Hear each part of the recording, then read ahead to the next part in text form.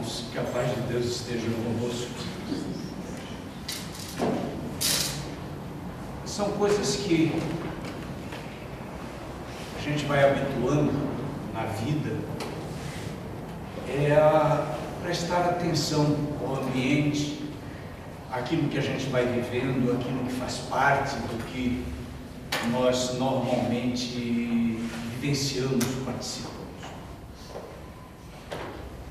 A leitura que o nosso irmão fez, no seu finalzinho, ela fala sobre, ela nos incita a buscar o trabalho que Deus nos incita a fazer, que é o trabalho do amor, do carinho, da compreensão, da busca pela vida, e que isso vai se transformar no grande tesouro que a gente vai levar para o lado de lá quando nós desencarnarmos. E a outra também, que é uma coisa que acontece sempre nos trabalhos aqui da casa, é quando toca esta música. Vocês perceberam o alcance que ela tem quando chega na gente no ouvido? É a imagem de um riacho correndo pelo meio de uma floresta, o vento soprando e aquele som maravilhoso penetrando, limpando, purificando, fazendo com que a gente pense mais ainda na criação, a gente pense mais ainda em Deus, em tudo aquilo que Ele quer para nós, em tudo aquilo que nós recebemos dEle no dia a dia de nossas vidas. E aí cai o estudo da noite, que é o capítulo 16 do Evangelho. Não se pode servir a Deus e a Mamon. E o subtítulo é Salvação dos Ricos. No texto, o início é bem assim, bem direto. Não se pode servir a dois senhores, porque ou odiará um e amará o outro, ou se prenderá a um e desprezará o outro. Não podeis servir simultaneamente a Deus e a Mamon. Quem escreveu isso foi São Lucas. Mas quem é Mamon? Muita gente, ao ler o texto evangélico, direciona logo o pensamento para uma coisa demoníaca, para o demônio, para o espírito mau. Mamon era a imagem de um Deus, que era o Deus da prata, o Deus do ouro, o Deus das riquezas. E quando essa frase é colocada no Evangelho, o significado dela é muito firme, muito forte. Se eu sirvo a Deus, eu não devo me envolver com as coisas materiais, que são mais fortes, que são inerentes à carne, ao corpo físico. Mamon significa isso, significa eu me direcionar para as coisas que são inerentes à nossa necessidade humana. A realidade é o grande peso, é a grande algema que nos prende. Deus nos liberta, Deus é o amor, Deus é aquilo que nós queremos produzir em nós para nos transformar em seres iluminados quando desencarnarmos. E nós ainda estamos muito presos à terra. E nesse mesmo texto, no Evangelho, nós temos duas historinhas que são contadas pelos evangelistas. Uma é daquele jovem que se aproxima de Jesus e diz: bom Jesus, o que eu devo fazer para entrar na vida eterna? E ele entabula uma conversa com Jesus. E a primeira coisa que Jesus diz para ele: bom só Deus. Você me chamou de bom, mas bom é Deus. Isso marcando uma posição da divindade, a eterna bondade, o eterno amor, o eterno carinho, em dimensões muito maiores do que aquelas que os seres da época viam em Jesus e que nós ainda vemos. E nessa conversa Jesus diz que ele deveria seguir os mandamentos. Ele diz: não, os mandamentos eu já sigo. Eu honro meu pai e minha mãe, eu não roubo, eu trato bem aos outros, aquela coisa toda. E Jesus disse: então, se você quer ganhar a vida eterna, vende tudo que tu tens, dá aos pobres e me segue. Na mesma hora o rapaz virou as costas, agradeceu e foi embora. E Jesus se vira para os apóstolos e diz aquela frase que também todos nós conhecemos: em verdade eu vos digo que é mais fácil um camelo passar no buraco de uma agulha do que um rico entrar no reino dos céus. Isso aí desenvolve todo o tema que é o nosso estudo da noite. Só vamos fazer uma pequena distinção que já é feita nos novos estudos dos livros sagrados. A tradução de camelo, quando ela foi feita, a palavra tanto significava camelo como corda, cabo, aqueles cabos usados em barcos muito grossos. E provavelmente quem fez a tradução, ele se atentou para a primeira palavra que lhe veio à cabeça, que foi camelo. Como era uma forma figurativa, permaneceu daquele jeito. Mas fica mais centrado se nós pensarmos como uma corda. É mais fácil uma corda passar no buraco de uma agulha do que um rico entrar no reino dos céus. Mas nada disso fere a essência de tudo que nós aprendemos nos livros santos.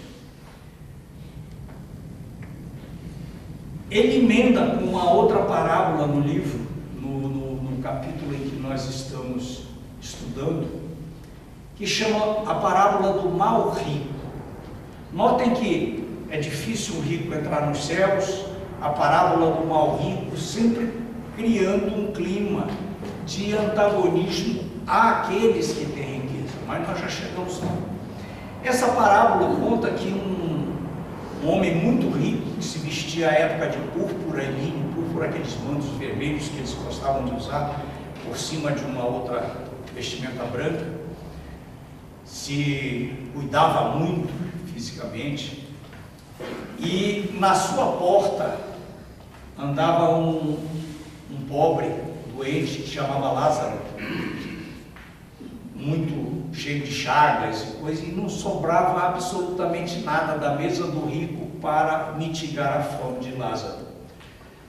Na história diz inclusive que os cães da casa vinham para lamber as feridas daquele pobre que ali estava. E os dois desencarnaram. Lázaro, no seu estado deplorável fisicamente, se transformou num espírito que foi encaminhado para o seio de Abraão, que seria o céu. E aquele rico foi para o inferno. E estando no inferno, ele olhou para o alto e viu lá ao longe Lázaro acompanhado de Abraão. E ele pede que Abraão permita que Lázaro venha colocar seu dedo na água e colocar-lhe na boca para mitigar a sede que ele está passando naquele ambiente. E Abraão disse que ele já havia tido as suas riquezas, a sua fartura, quando estava encarnado.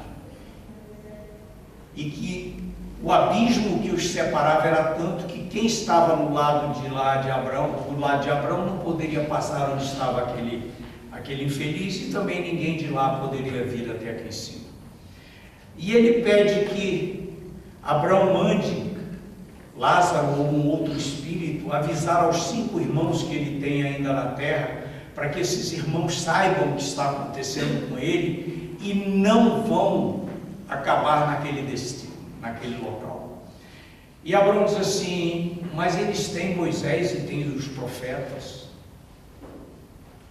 Mas se um morto aparecer a eles, eles seguirão, farão penitência e tal.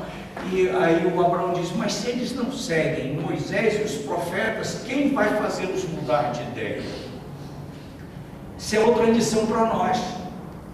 principalmente nós espíritas, que seguimos a doutrina. Por quê? Porque nós recebemos a informação direto de quem está morto. Não são os espíritos que vêm até nós para nos ensinar, nos mostrar o caminho, escrever os livros que lemos, dar lições maravilhosas que nós escutamos quando eles resolvem nos mostrar como devemos agir, como devemos nos comportar. Nos transportam em sonho, quando estamos dormindo, para lugares de aprendizado. Então nós temos tudo aquilo que aquele rico que estava sofrendo após a morte pediu para Abraão, nós já recebemos essas benesses.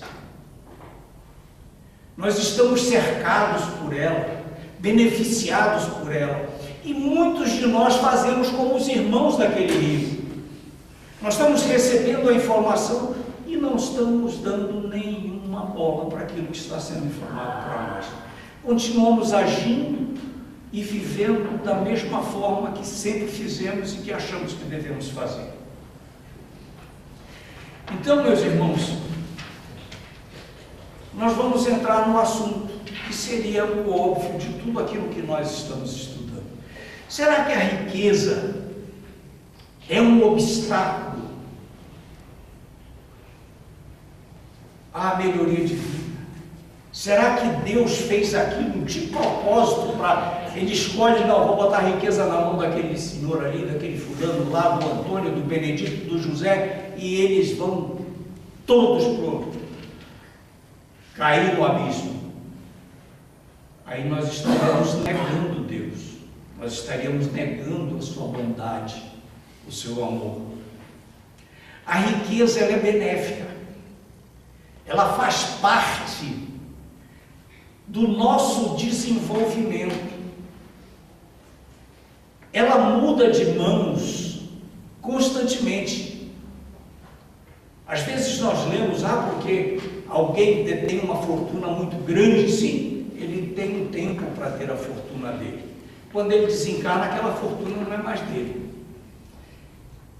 E pode ser dos herdeiros ou não, porque se ela não estivesse destinada àqueles herdeiros, na hora que eles assumirem, com certeza ela mudará de mãos. Eles não terão direito àquele dinheiro, àquele ouro, àquela riqueza. Então, como a riqueza move a nossa vida? Nós partimos a nossa existência nessa reencarnação em que estamos, em busca de alguma coisa para nós. E nós somos essencialmente físicos, materialistas, nós começamos assim.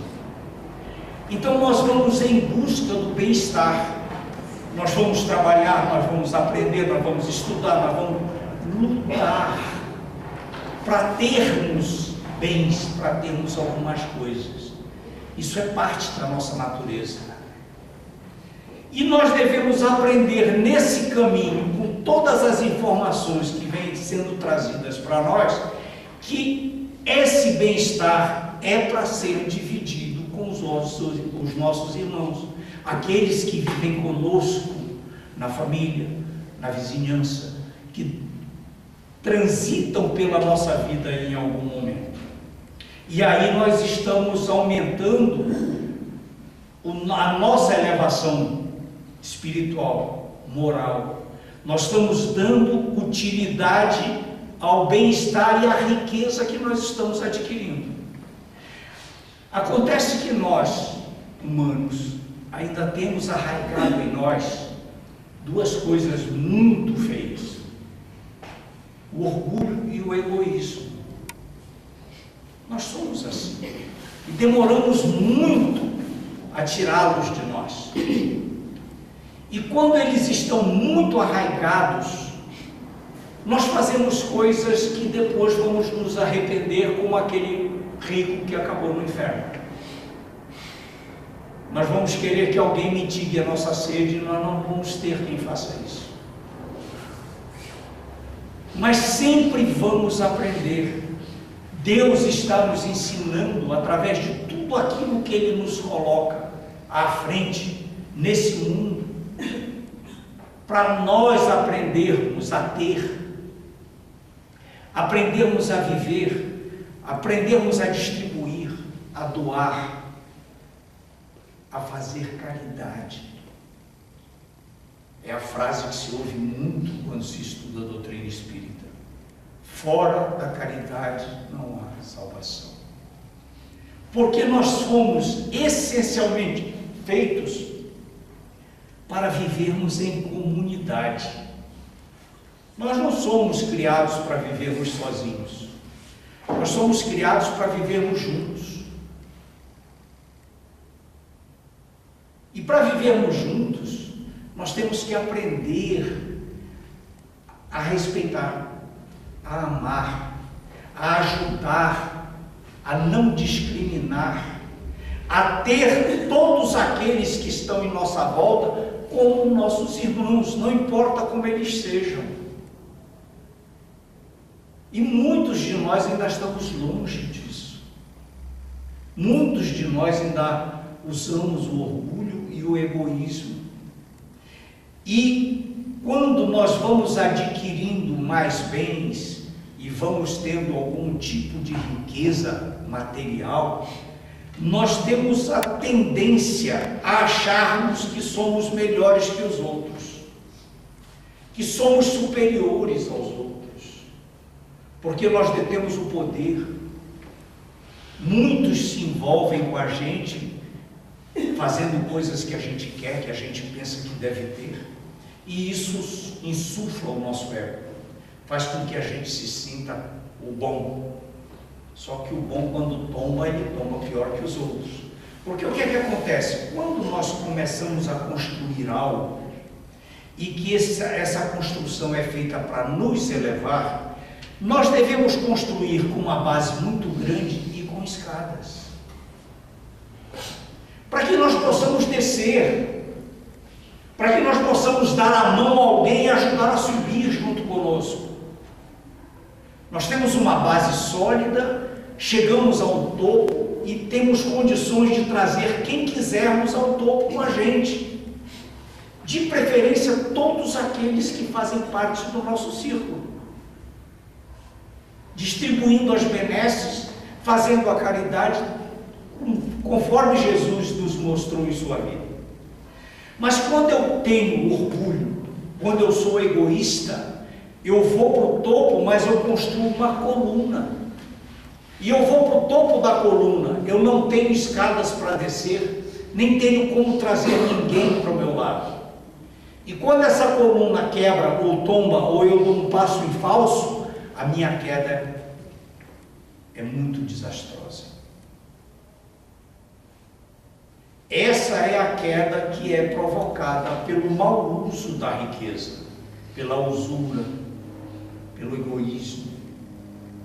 Porque ninguém vai levar para o outro lado isso.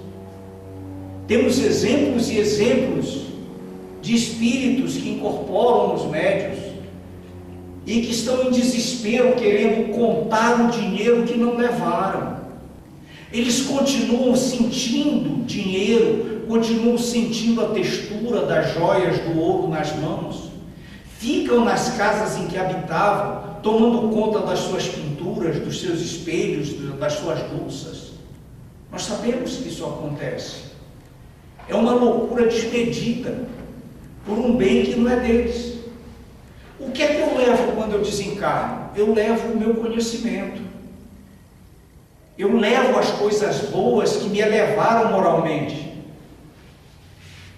Tudo que eu uso na Terra, do momento em que eu reencarno até o momento em que eu desencarno, é usufruto. Deus permite que a gente use, para que a gente possa ter nossa vida. E o que nós fazemos? Nós destruímos o que Deus nos dá. Nós estamos acabando com a terra. E vem gente aí e diz, não, porque daqui mais 40 anos, 50 anos, a terra não terá mais suprimento de alimentos para a população que vai estar sobre o seu bojo. Quem disse isso? foi criada para que houvesse. Mas o nosso egoísmo, a nossa vontade de posse, está acabando com aquilo. A quantidade de alimentos que se joga fora, se joga no lixo, daria para alimentar todos aqueles que passam fome hoje. Mas nós fazemos questão de jogar fora, por falta de cuidado, ou porque achamos que aquilo é desnecessário. São toneladas e toneladas de comida jogadas ao lixo. Toneladas e toneladas de coisas plásticas jogadas ao céu aberto, que são levadas pelas águas e vão acabar no oceano. E ali estão poluindo, estão acabando com aquela imensidão de água que existe à nossa volta.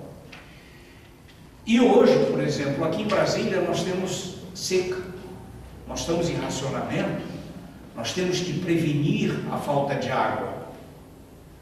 Mas e os nossos irmãos que acabam com as nascentes? A água, ela é um bem que está em volta do planeta e não sai, ela não é jogada fora, não vai para o espaço sideral. A água se recicla constantemente na Terra. Só que para ela nos ser útil, ela precisa passar por uma filtragem que vem através da Terra. E é ali que nós estamos destruindo. Ela não consegue, quando ela vem brotar, alguém invade aquela área, constrói alguma coisa, faz uma pista, uma rodovia, não, tem que passar carro, a água você tira. Aí depois fica todo mundo com sede, fica todo mundo poupando, a água fica cada vez mais cara. Nós vamos passar um fim de semana muito alegre na beira de uma cachoeira, que lindo, aqui em Brasília tem muitas, belíssimas. Mas no domingo à tarde, quando todos se retiram, a quantidade de lixo que foi jogada naqueles riachos, naqueles lugares, é absurda. E quando aquela água seca, todo mundo culpa todo mundo, menos os próprios culpados. Então nós também temos que poupar o que nos é dado por Deus para usufruto, porque também vai ser cobrado da gente lá do outro lado. O que é que você fez com aquilo que eu pus na tua mão? É como aquela parábola do dono lá da fazenda, que chamou 3 dos seus empregados e botou dinheiro na mão dos 3. O primeiro foi, aplicou, devolveu para o dono na volta o dobro. O outro foi, também fez uma aplicação menor, mas devolveu o dobro. E o terceiro pegou, escondeu e devolveu só uma moeda. A moeda que deu, a moeda que devolveu. Não fez nada. São os exemplos que nós vamos pegando dos livros, que nós vamos pegando da vida, para mostrar que tudo que existe em nossa volta faz parte da nossa vida e vai continuar fazendo, porque nós devemos reencarnar nesse planeta. Só que nós estamos com 37 bilhões de espíritos do outro lado que também querem reencarnar aqui. E aí, como é que fica? Se nós não tivermos água para beber, como é que vai? Se o nosso organismo físico é 70% ou 80% de água, não teremos nada. Então, meus irmãos, nós temos que usar uma coisa muito importante que nos é dada: o livre-arbítrio. E através do livre-arbítrio, fazermos os nossos pensamentos funcionarem como uma ligação entre nós, entre Deus, entre os espíritos e na comunidade em que vivemos, para podermos nos ajudar mutuamente com o mesmo sentimento. Porque é muito tranquilo você sempre achar que alguém é mais responsável do que você. E não é.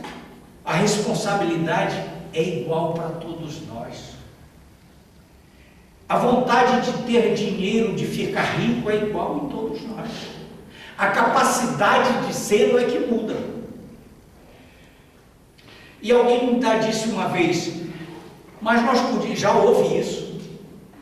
Nós temos esses questionamentos hoje, são muito fortes, são usados por nossos políticos a todo momento, que tem que tirar dinheiro de quem ganha muito para dar dinheiro para quem ganha pouco. É uma caridade obrigatória.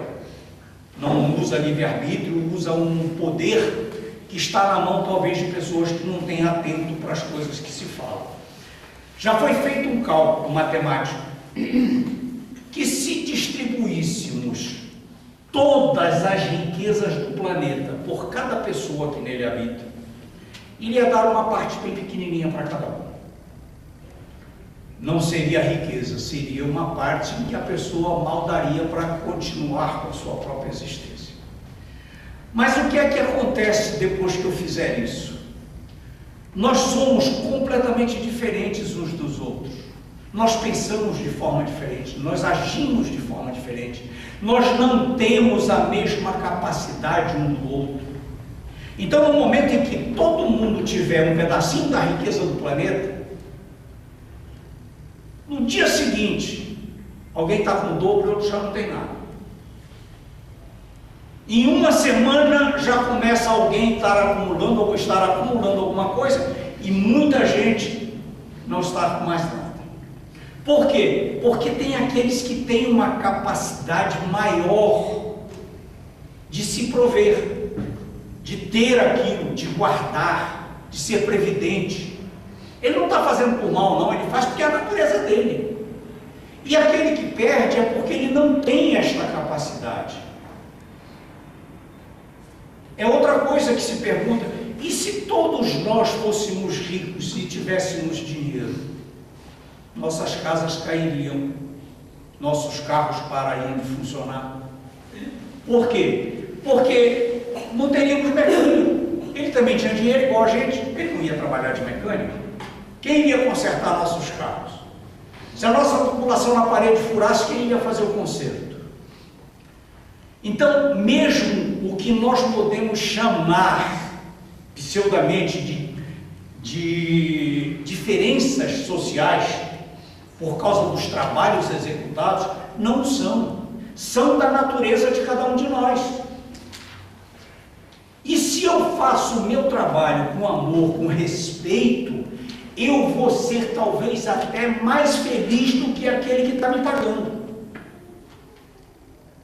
E eu conheço gente assim. Eu conheço gente que do pouco que ganha, tem mais do que gente que tem muito, muito, muito mais do que ele.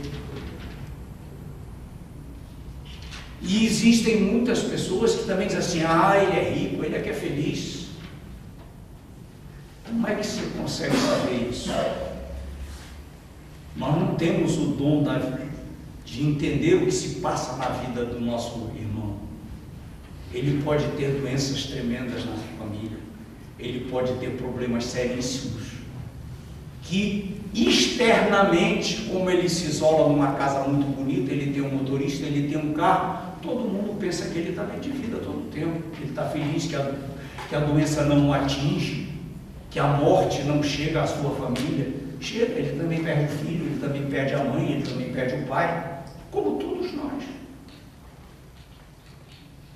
Então, nós temos que entender isso. A riqueza é uma das provas mais difíceis de serem vividas, porque ela traz o prazer, a alegria da posse. Eu quero, eu tenho, eu compro.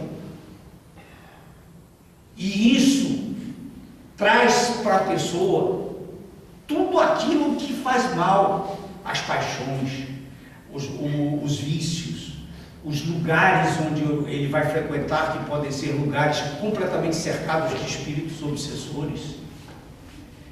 Já que não tem nada, tem o sofrimento da pobreza. Se ele se compenetra de que ele pode se envolver com coisas tão boas para ele, Ele é um pobre que passa a vida tranquilo, ajudando inclusive outros pobres. Ele não tem que se preocupar com o dinheiro que ele botou no bolso, com o dinheiro que ele vai gastar, com as coisas que ele queria ter e não tem.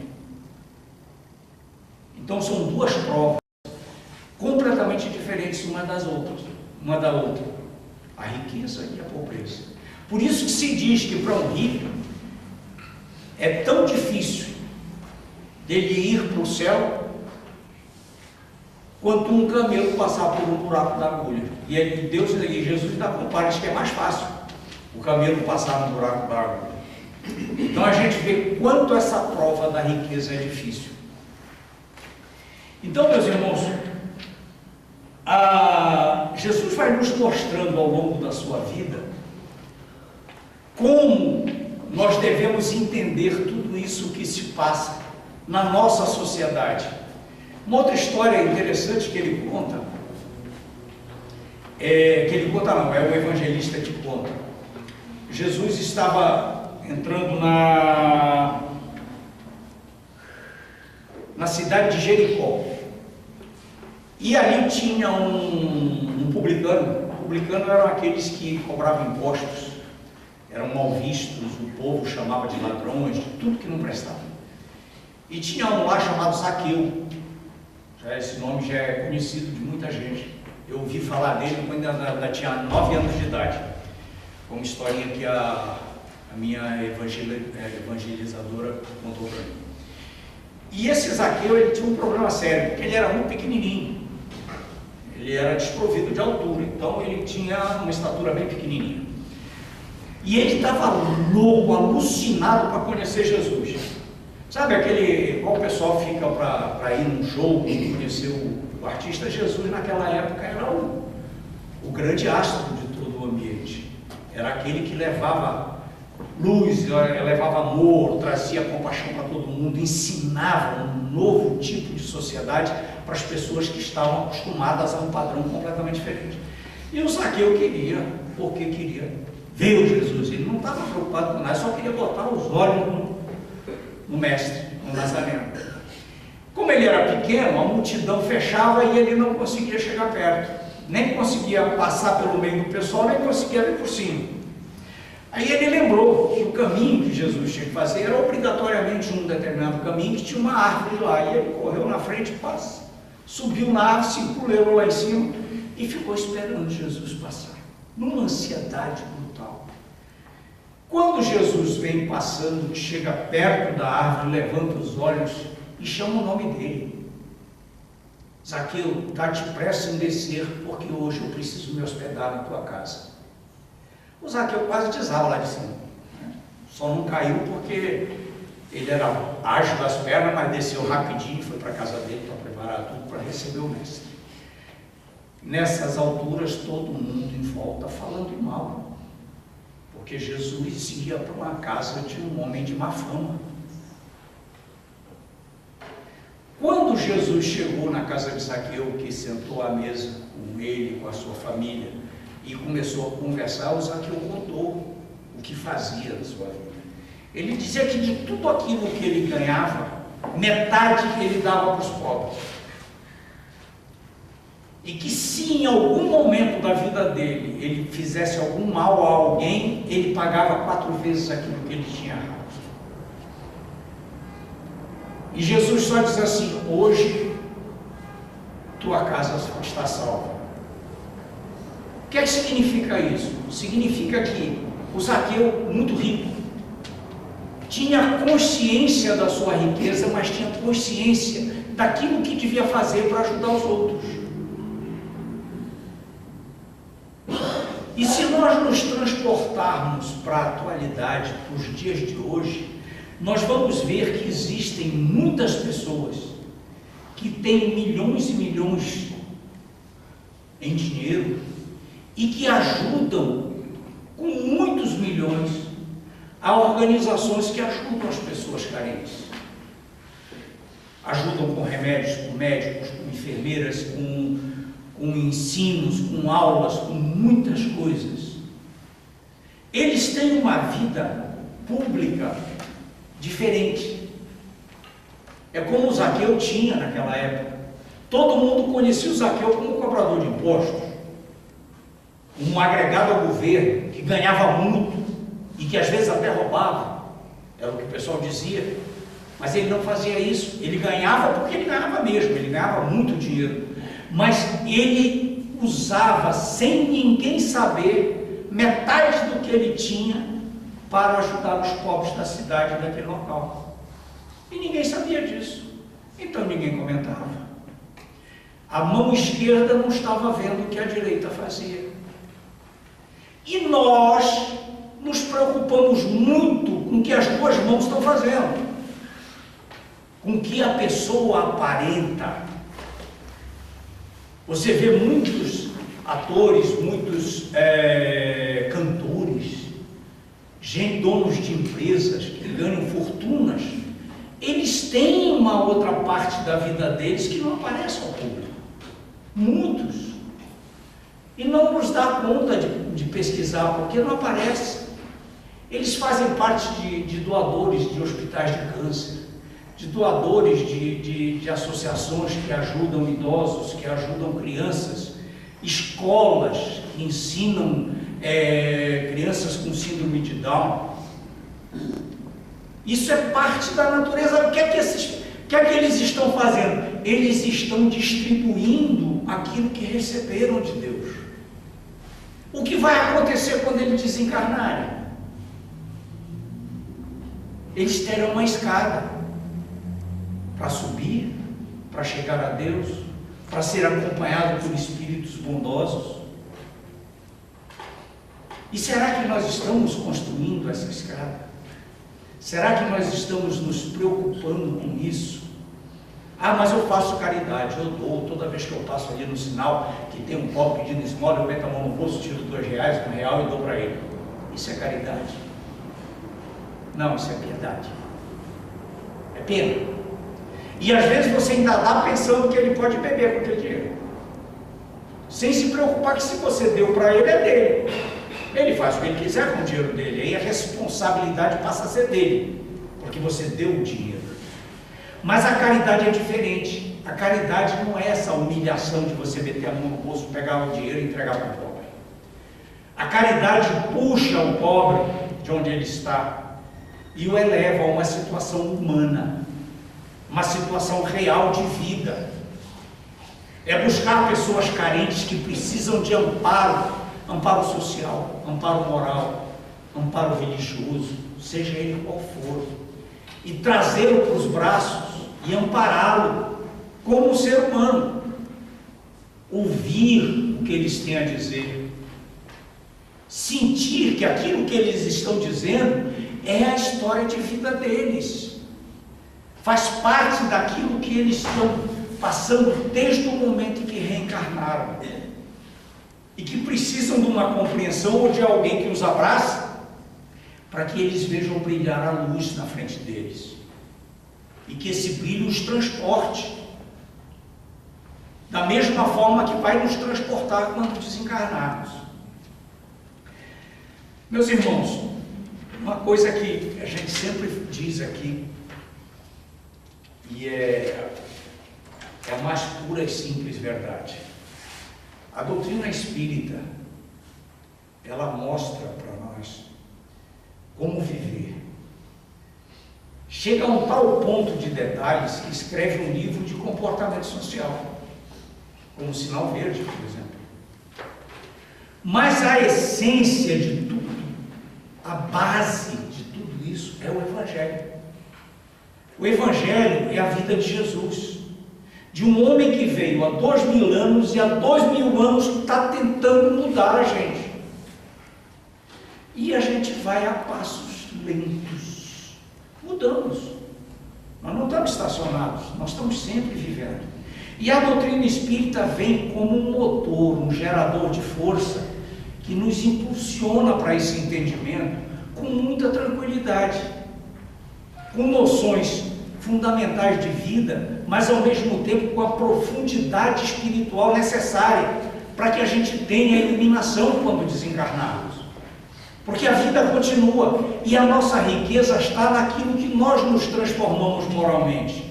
e não naquilo que nós possuímos materialmente. Que Deus esteja com todos nós.